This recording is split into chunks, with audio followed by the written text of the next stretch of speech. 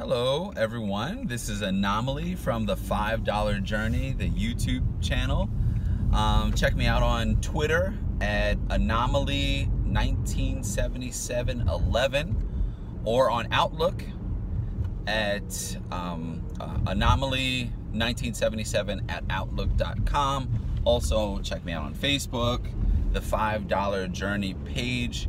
I hope everyone is having a great day so far. I am driving, so excuse me. I just wanted to get out a couple of thoughts real quick. I posted on the Facebook page an article about Airbnb. As you know, Airbnb is one of the side hustles that I mentioned in the book, The $5 Journey. It's one of the strategies that can actually be used to help give you some extra cash flow to put towards your financial vehicle. You know, financial vehicles, again, could be a REIT, could be stock, could be mutual funds, could be annuities, could be real estate. You know, that could be, you know, a percentage of a business, or maybe opening up of your business, something along those lines. So Airbnb is one of those tools that can be used to generate that extra revenue, so that you can go ahead and make moves to become more financially progressive. All right. Now with Airbnb, basically what it is, it's I'm sure most of you guys probably know this, but let me just tell you, Airbnb, it's basically room sharing, you know, or space sharing. Maybe I'm saying it the wrong way, but essentially, if you have a room with you know, with a bed and maybe a TV or refrigerator or something like that, or you have an apartment or even a whole house, you know, you can rent it for a short-term period of time. So in the book, I spoke about this example of a person. He was trying to get some extra money together. He had some student loan debt. He had some other things that he was trying to do, some other goals that he had set to be more financially progressive. And he was staying in a one-bedroom apartment at the time. Is it a one-bedroom or two-bedroom? I can't remember. Pick up the book. Anyways, but I'm pretty sure it was a one-bedroom apartment at the time. We spoke about some possible strategies that he could employ to make additional money, and Airbnb was one of those strategies. So he ended up now he was saying in a one-bedroom, so you know, obviously, not to say that you can't do that with Airbnb, but you probably should have an extra bedroom. You know, you want to be, if it's an apartment situation, you know, with one bathroom or something like that, you should be able, you know, you need to be comfortable to allow, you know, someone who's going to be staying for Airbnb to use that bathroom, or, you know, to use the, you know, whatever your facilities are. And Airbnb, you can set all that stuff up. You can set what is able to be used versus what's not able to be used. The more stuff that the guest is able to use, obviously, the more money you can charge. You know, if, you know, it's only a situation where they, you know, are just going to sleep in like a, you know, a room, and, you know, they got to figure everything else out, then you may not be able to get a lot of customers that way. All right. So the best thing to do is to make sure that there's at least what I would recommend, okay, is make sure there's at least a one room with a bed, maybe one of those mini refrigerators, a bathroom that they can use. Again, it could, you know, if it's a one bathroom apartment or something, or one bathroom house, you know, that they are able to have access to that, you know, and that bathroom should have a shower and all that other stuff, just like how a hotel would be. You know, so anyway, so this person, he what he did was, he had a one bedroom. He, you know, was and the area was so-so that he was living.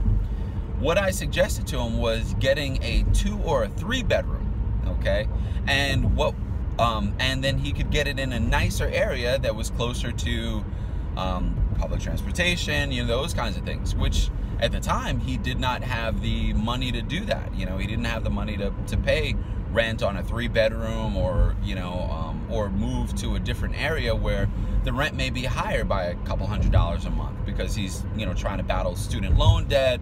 You know, there's some other debt that he was trying to take care of. And plus he wanted to clear up some of that debt so he could then start to invest some of his money.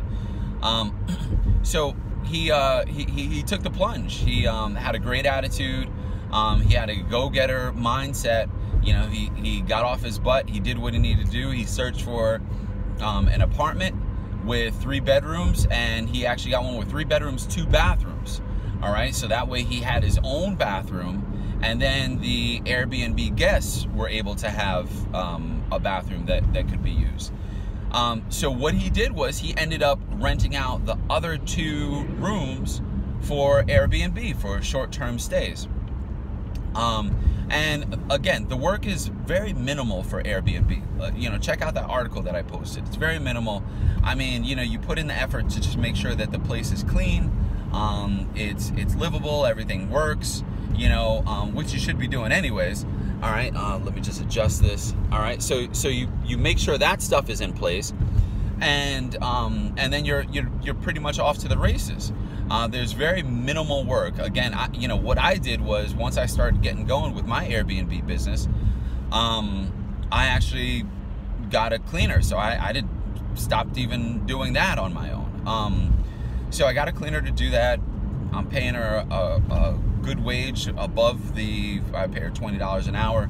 And it works out really well. She's happy, I'm happy. You know, my guests, they give me great reviews. So anyway, so this person decided to do that.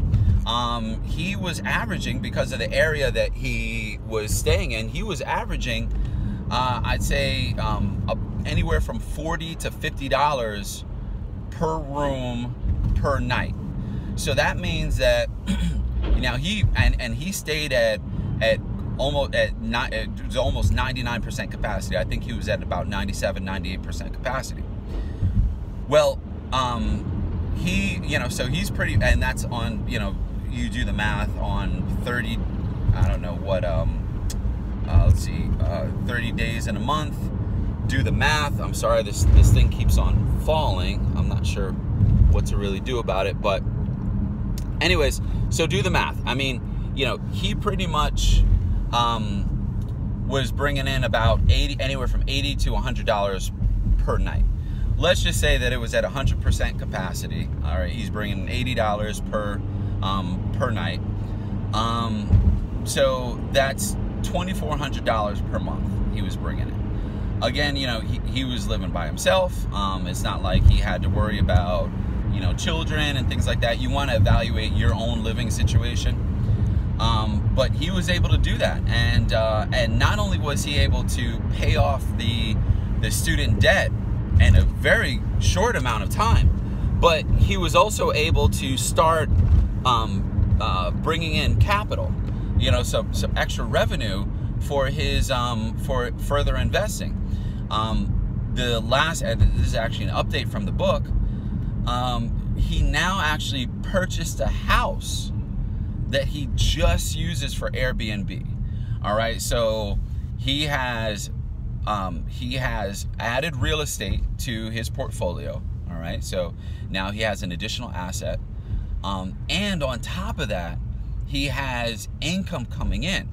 You know, now I'm not sure exactly how much he's bringing in every month, but you figure if he was bringing in $2,400 a month before, he's probably bringing in more than that now. Okay, so you know, so he's able to bring in enough money to pay the mortgage on his property, and also to profit. Now he still has that apartment too. That's the crazy thing about it, because it costs him nothing. He pays that $2,400 a month that he's bringing in, pays and that's on the small end of it. Sometimes it's you know, it's more like $100 per night, which, you know, 100 times 30 is 3,000. So $2,400 is the minimum.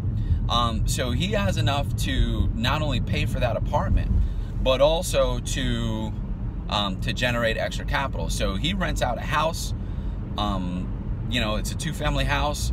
He's getting Airbnb income from both units, and he's also renting out that apartment that he still has a lease with in a nice area, and that's bringing in a positive cash flow. So both the apartment, believe it or not, and the house are assets to him. They bring in extra money, okay, for him.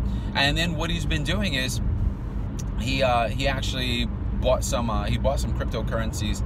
I'm not sure exactly which ones he bought. I know he bought Ethereum. Ethereum is one of the coins. I know we hear about Bitcoin, but there's a lot of different kinds of currencies. Anyways, so he used some of the money to not only secure some real estate for himself, but he also used it to invest in cryptocurrencies. He has his mutual funds. He just got signed up with one of the financial experts that I use, actually, to invest his money. He's been receiving a 20% per year return.